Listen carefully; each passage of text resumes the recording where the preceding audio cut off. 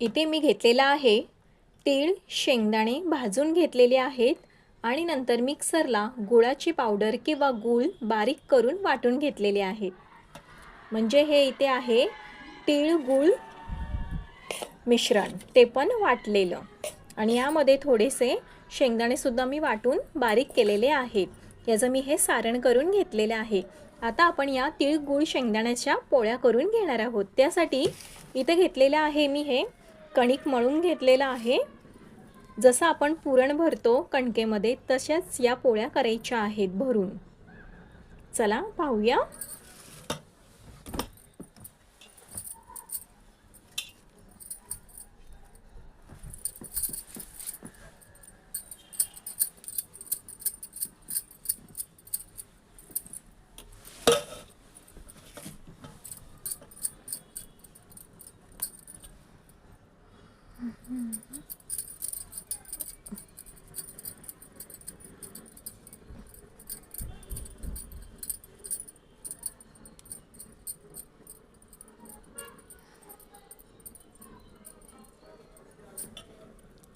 हे बघा, अशी ही पारी करून घ्यायची कणकेची। आता यामध्ये हे तयार केलेलं तीळ, शेंगदाणे आणि गुळाचं सारण वाटून घेतलेलं ते ह्यामध्ये भरायचं आहे।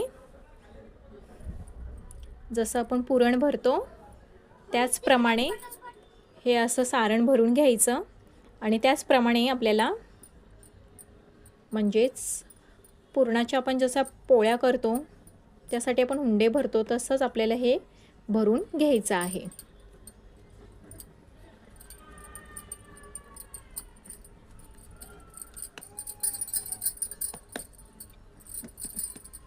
हे बघा, हे असं भरून घ्यायचं। आता याची आपण पोळी लाटून घेऊया। हे पहा, आता आपण याची पोळी करून घेऊया।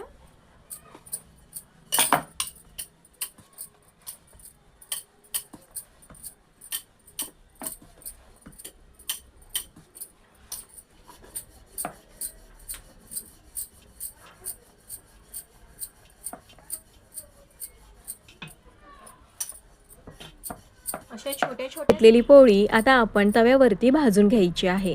तव्यावरती छान दोन्ही साईडनं तेल किंवा तूप टाकून खरपूस भाजून झाल्या की मग आपल्या तीळ, शेंगदाणे आणि गुळाची पोळी तयार आहे की नाही छान आणि मस्त अशी सोपी रेसिपी। अशा छान छान रेसिपींसाठी #रुपास कुकिंग अँड ट्रॅव्हलिंगला नक्की सबस्क्राईब करा आणि हो, एक लाईक या रेसिपीसाठी नक्की करा। परत भेटूयाच अशा छान